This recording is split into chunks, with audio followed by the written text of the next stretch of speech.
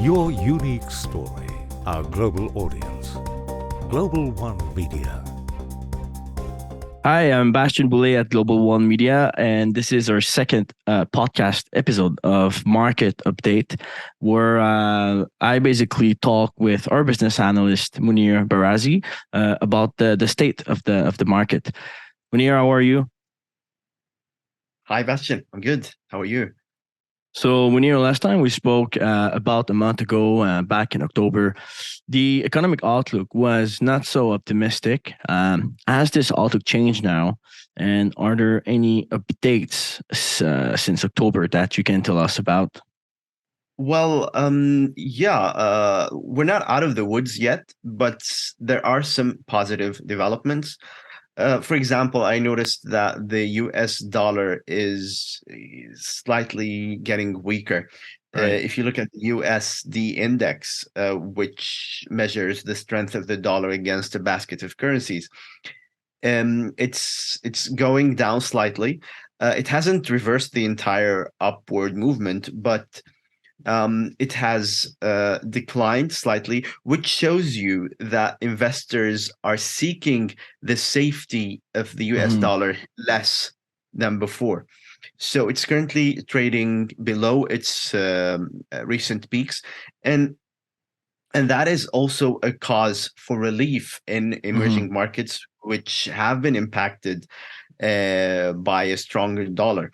So this is positive, and I'm seeing a trend line in the USD index. If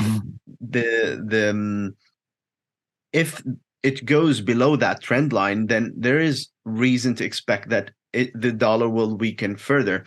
That is also a sign that investors again are feeling a bit more relieved, not entirely, but a bit more relieved about the situation in the market.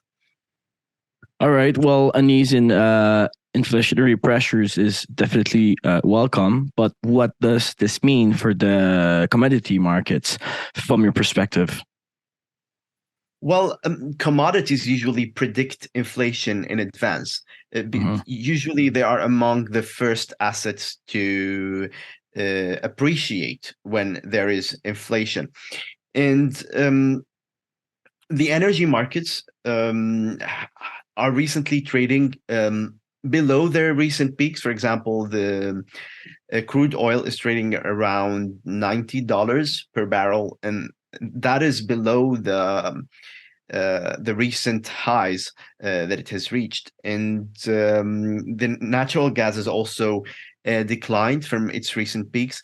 So in general, the situation is slightly better than before in those areas, still above the average values in the last few years, but hopefully it's getting better.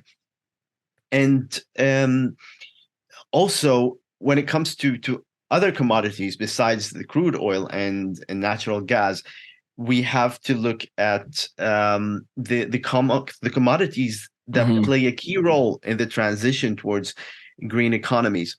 Some have mixed performance, but generally in the next upcoming years, I think that those commodities like lithium, cobalt, copper will have growing demand, and even if supply grows, the higher demand will keep the prices of those commodities supported. That's an interesting point of view, honestly. But what do you think about the equity markets?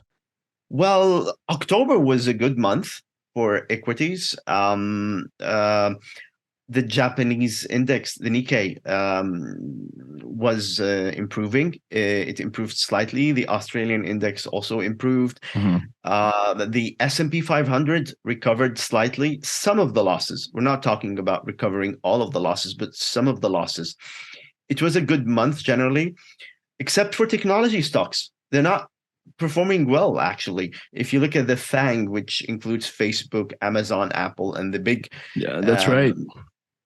technology companies, it has been declining, and it has not recovered like the rest. If you look at NASDAQ, it's still also declining, and which is not surprising, by the way, because technology stocks tend to be cyclical. Yeah. So during economic slowdown, they tend to perform less well than other stocks.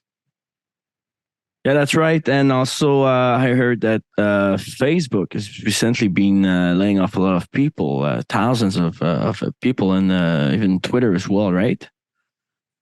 Yeah, correct. So we're seeing unemployment rise, and one of the indicators is those measures by technology companies laying off thousands of people. And should unemployment increase like that for a few months, then this is an indicator that the economy is cooling down, and perhaps we'll get the Fed to slow down with its rate hikes. Of course, this is at a social cost. Yeah. Unemployment is rising, and that's not very pleasant.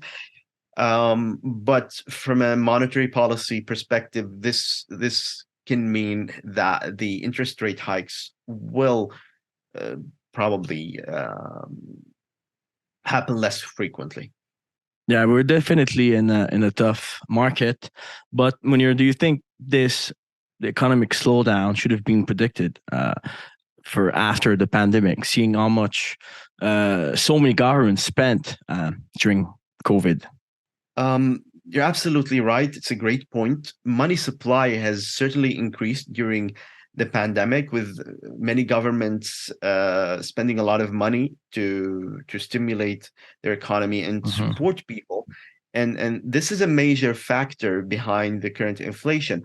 But let's not forget there are other factors, such as the situation in energy markets today, right, and the war in Ukraine, which is contributing not only to rising energy prices, which is a major factor on its own, but also to rising food prices, which also has been a trend. Food prices have been rising for a while, and those two commodities, food and energy, are major in the global economy, and they can be also big drivers of inflation. I hope that governments take action. I hope that we work on having more efficient markets, energy markets and food markets, so that we can come out of this mess with better outcome, I hope. These are some really great points, Munir, and I know a lot of people are being really optimistic about 2023. So hopefully we'll be sharing some more positive news and predictions next month. Again, thank you, and thanks everyone for watching this November episode of Market Update.